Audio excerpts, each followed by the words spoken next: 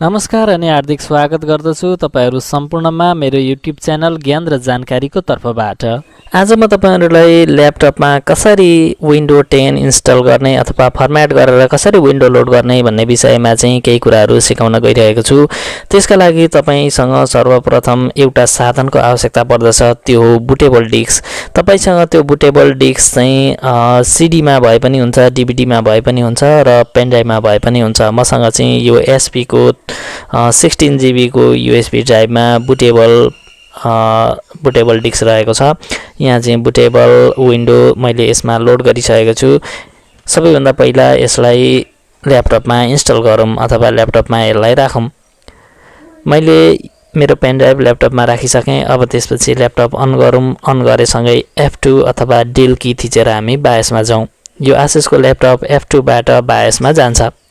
त्यस्तै गरेर डेल अथवा एचपी अथवा अन्य कुनै पनि किसिमको ल्यापटपहरु छन् भने ती ल्यापटपमा F2 अथवा डिलिट अथवा डेल अथवा स्क्याप अथवा F10 F9 विभिन्न कीहरुको माध्यमबाट बायसमा जान्छ।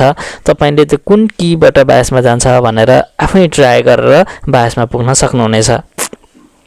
म यहाँ बायसमा गइसकेको छु। अब त्यसपछि बायसमा गइसकेपछि तपाई बुट अप्सनमा जानुहोस्।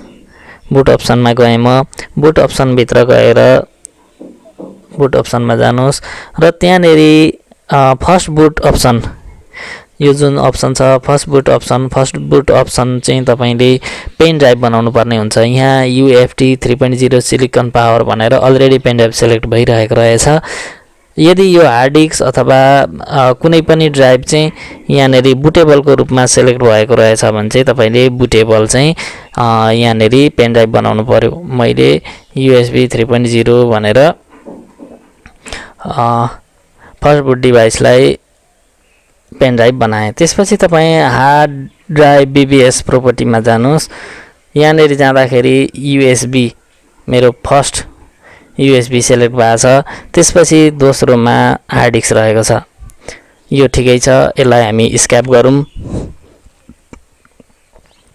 अब यहाँ सेकेन्ड बुट डिभाइसमा जाउँ। सेकेन्ड बुट डिभाइस चाहिँ इन्टर गरेर सेकेन्ड बुट डिभाइस जे छोडे पनि हुन्छ अथवा फर्स्ट बुट डिभाइस USB भइसकेपछि सेकेन्ड बुट डिभाइस चाहिँ सिधै त्यसै पनि हार्ड डिस्क नै हुन्छ। अब यसलाई स्क्याप गरिदिउँ र अनि अब हामी जाउँ सेभमा। यहाँनेरि सेभ चेन्ज एन्ड एक्जिट गरे पनि भयो अथवा तपाईले F10 थिचेर US मा ओके गरे पनि भयो। अब यो सेभ हुन्छ र अब बुट हुन थाल्दाखेरि चाहिँ पेन ड्राइभबाट बुट हुन सुरु हुन्छ। विन्डो लोडिङ हुँदैछ। तपाईले यो लोडिङ हुन्जेल चाहिँ केही समय पर्खिनु पर्ने हुन्छ।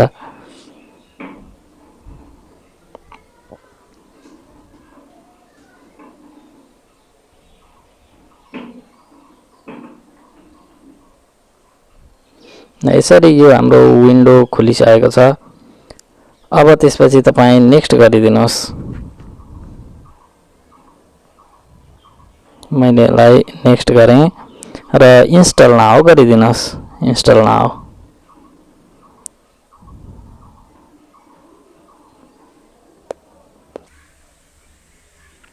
अब यहाँ विन्डोका विभिन्न अप्सनहरु रहेका छन्। तपाईले कुन अप्सन चुज गर्ने भन्ने कुराले पनि महत्त्व राख्छ।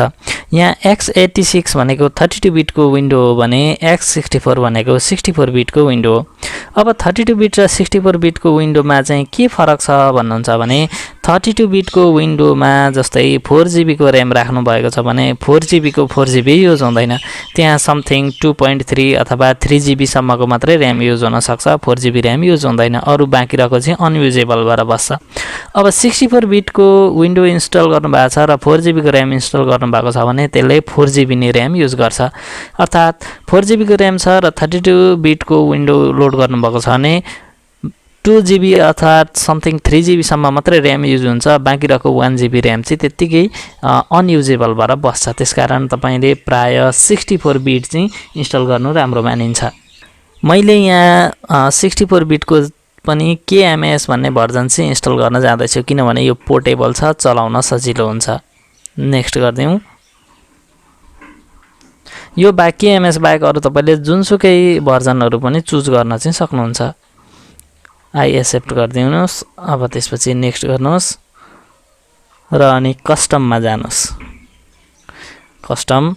कस्टममा पनि यो जुन सबैभन्दा सुरुमा 350 MB को पार्टिसन 1 सिस्टम रिजर्भ बनाएको छ, यो चाहिँ हार्ड डिस्कले रिजर्भ गरेको स्पेस हो भने पार्टिसन 2 भनेको लोकल डिस्क सी हो। यो चाहिँ 97.3 GB रहेको छ। त्यस्तै गरेर यो तल्लो ड्राइभ 0 पार्टिसन 3 ब्याकअप भनेको छ, यो लोकल डिस्क डी हो भने यो तल्लो पार्टिसन 4 भनेको चाहिँ लोकल डिस्क ई हो। अब तपाईले यो पार्टिसन 2 अर्थात् सी ड्राइभलाई चाहिँ फर्मेट गर्न मन छ भने तपाईँ यो ड्राइभलाई सेलेक्ट गर्नुहोस् क्लिक गरेर, अनि त्यसपछि यहाँ आएर फर्मेटमा क्लिक गरिदिनुहोस्। यसो गर्नुभयो भने तपाईँको लोकल डिस्क सी चाहिँ सम्पूर्ण रूपमा खाली हुन्छ अर्थात् क्लिन हुन्छ। लोकल डिस्क सीमा अगाडि तपाईँले माई डकुमेन्ट्समा अथवा डेस्कटपमा अथवा सी ड्राइभमा सेभ गरेका कुराहरू सबै थोक डिलिट हुन्छन्। अब तपाईँको पर्सनल फाइल्सहरू अथवा इम्पोर्टेन्ट डकुमेन्ट्सहरू, फोटोजहरू, भिडियोजहरू चाहिँ डेस्कटपमा अथवा माई डकुमेन्ट्समा छ, तर विन्डोमा समस्या आयो, विन्डो क्र्यास आएर फर्मेट गर्दै हुनुहुन्छ भने चाहिँ यो फर्मेट नगर्नुहोस्, यत्तिकै यसलाई नेक्स्ट गरिदिनुहोस् फर्मेट नगरिकन। त्यसो गर्दा के हुन्छ भने विन्डो चाहिँ तपाईँको विन्डोज ओल्ड भन्ने फोल्डरमा अगाडिको ब्याकअप फाइलहरू चाहिँ सम्पूर्ण त्यो फोल्डरमा बसेको हुन्छ र त्यो फोल्डरबाट चाहिँ तपाईले सजिलैसँग आफ्ना फाइल्सहरू रिकभर गर्न सक्नुहुन्छ। अब मलाई त यो मेरो डेस्कटपमा केही पनि चाहिएको छैन, त्यसकारण म यसलाई फर्मेट गर्न जाँदैछु। यो मैले सेलेक्ट गर्ने पार्टिसन 2। अब त्यसपछि म गएँ यहाँ फर्मेटमा, अनि त्यसपछि यहाँ गएर ओके गरिदिएँ।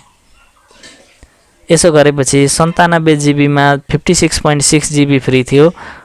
अब फर्मेट भइसकेपछि 97.3 GB मा 97.2 GB फ्री भयो, अर्थात् ड्राइभ चाहिँ फर्मेट भएर आइसक्यो। अब त्यसपछि हामी नेक्स्ट गरौँ। नेक्स्ट गरेपछि बिस्तारै फाइल कपी हुन थाल्छ। 1 2 3 4 हुँदै हुँदै तपाईको 100% सम्म फाइल कपी हुँदै पुग्छ र यो फाइल कपी हुन्जेलसम्म चाहिँ तपाईले धैर्यतापूर्वक वेट गर्नु पर्यो। यहाँ हामीले केही चलाउने हो भने केही गरिरहनै पर्दैन, आफै सरर फाइल कपी हुन्छ, त्यसपछि कम्प्युटर अटोमेटिक रिस्टार्ट हुन्छ। यो फाइल कपी हुँदाखेरि ख्याल गर्नुपर्ने कुरो चाहिँ के भन्दाखेरि बीचबीचमा कहिलेकाहीँ इरर आउन सक्छ।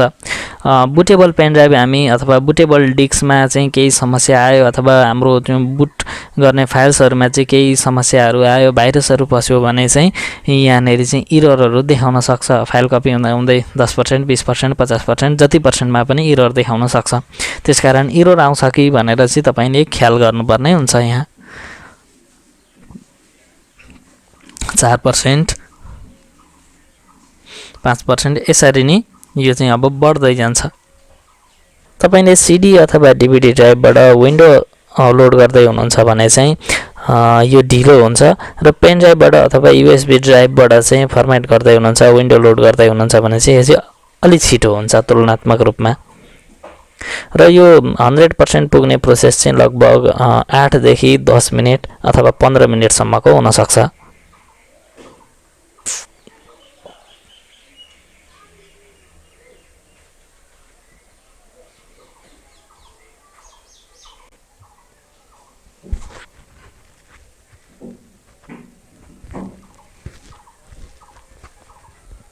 अहिले यो विन्डो चाहिँ बढेर 41%, 42% सम्म पुगेको छ।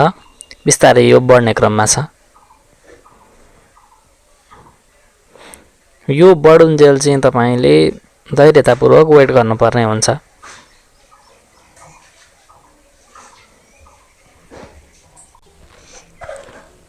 यो प्रोसेस कम्प्लिट भइसकेपछि चाहिँ कम्प्युटर यसरी रिस्टार्ट हुन्छ।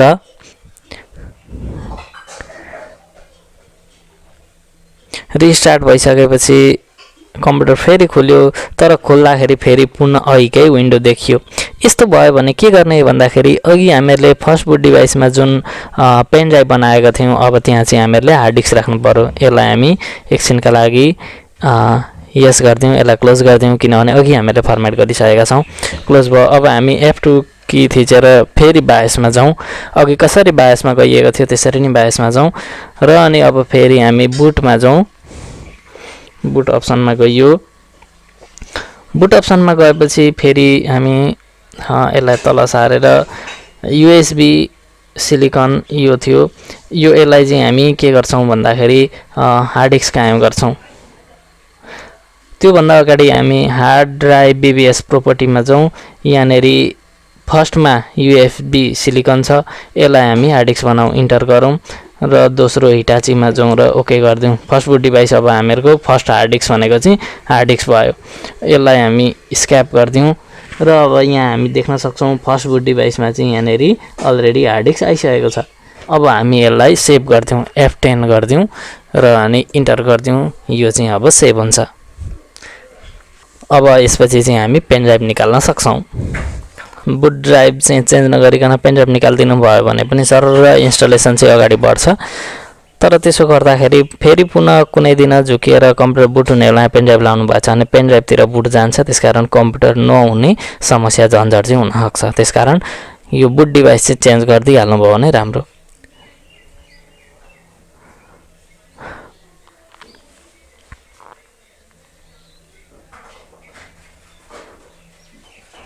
अब यसरी सरर प्रोसेसहरू बिस्तारै अघि बढ्छ। तपाईँले यो प्रोसेस अघि बढुन्जेलसम्म केही गर्ने आवश्यकतै पर्दैन, यतिकै छोडिराख्नु भए हुन्छ।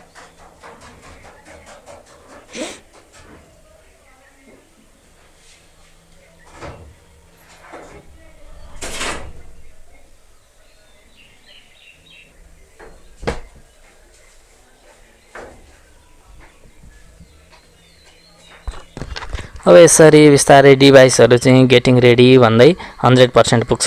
डिभाइसहरू रेडी हुँदैछन्।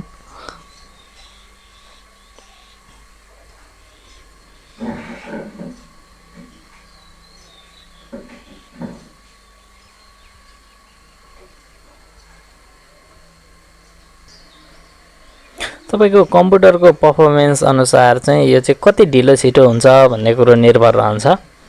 तपाईको कम्प्युटरको पर्फर्मेन्स जति स्लो छ अथवा जति मिनिमम रिक्वायरमेन्टको कम्प्युटर छ त्यति ढिलो हुन्छ भने फास्ट रिक्वायरमेन्टको कम्प्युटरमा अलि चाँडो हुन्छ यो प्रोसेसहरू।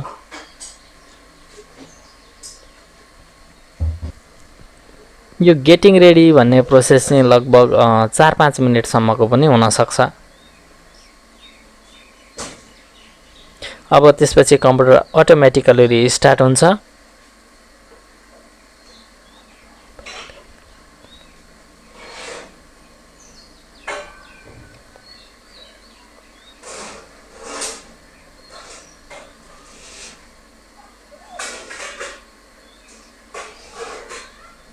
रिस्टार्ट भएर चाहिँ विन्डो लोड हुन थाल्यो।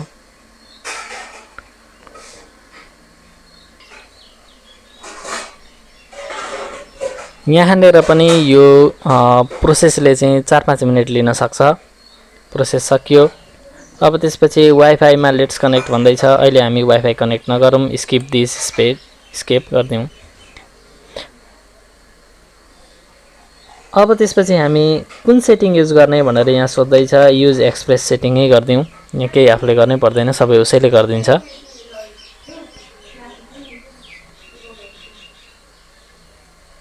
यो पुरा हुनलाई पनि 2-4 मिनेटको समय लाग्छ।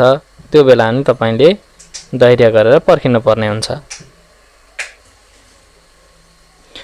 अब यसपछि तपाईको कम्प्युटर पीसी को नाम राख्ने ठाउँ आउँछ।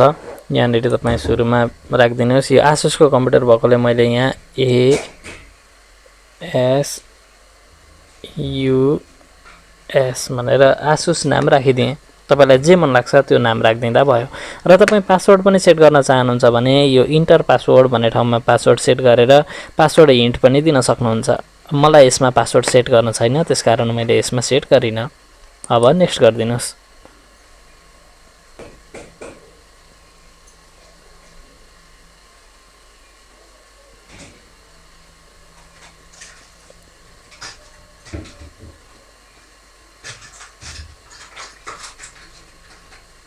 अब लगभग हामी विन्डो इन्स्टलेसनको अन्तिम चरणमा आइसक्यौं। अब हामीहरुको विन्डो खुल्ने अवस्थामा छ। यो प्रोसेस सकिन पनि लगभग 3 देखि 5-7 मिनेटसम्म लाग्न सक्छ। त्यो बेलामा पनि तपाईले धैर्य गरेर बस्नु होला। यो बेलामा केही चलाइरहनै पर्दैन, आफै कम्प्लिट हुँदै जान्छ।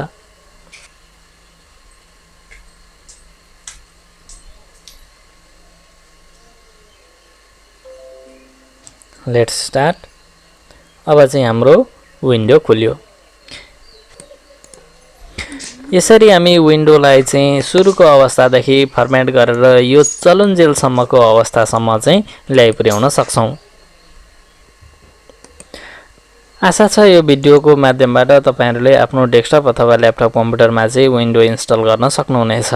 अर्को भिडियोमा चाहिँ म तपाईहरुलाई विन्डो लोड गर्ने बुटेबल पेन ड्राइभ कसरी बनाउने अथवा बुटेबल पेन ड्राइभ बनाउने चाहिँ बुट डिस्क अथवा बुट इमेजहरु चाहिँ कहाँ पाउँछ, कसरी डाउनलोड गर्ने, कसरी पेन ड्राइभलाई बुटेबल बनाउने भन्ने विषयमा चाहिँ टिप्सहरु दिन्छु। अर्को भिडियो पनि जरुर हेर्नु होला। त्यसको डिस्क्रिप्सन पनि म तपाईहरुलाई तलको लिंकमा दिनेछु। यतिन्जेल भिडियो हेरिदिनु भयो हजुरहरुलाई धन्यवाद। हजुरहरुलाई यो मेरो सामग्री कस्तो लाग्यो? कृपया रचनात्मक सल्लाह र सुझावको हार्दिक अपेक्षा गर्दछु। आगामी दिनहरुमा पनि यस्तै ज्ञानमूलक तथा सामग्रीमूलक भिडियोहरु हेर्न चाहनुहुन्छ भने मेरो युट्युब च्यानल सब्स्क्राइब गरिदिनु होला र सब्स्क्राइब नजिकै भएको बेल आइकनमा समेत क्लिक गरिदिनु होला। यसो भएमा मैले अपलोड गरेको नयाँ भिडियोहरुको जानकारी तपाईले सजिलै पाउन सक्नुहुनेछ। साथै यो भिडियोलाई लाइक, कमेन्ट र शेयर गर्न पनि भुल्नुहुने छैन भन्ने आशा गर्दै अर्को भिडियोसम्मका लागि बिदा माग्दछु। हवस् त, धन्यवाद, नमस्कार।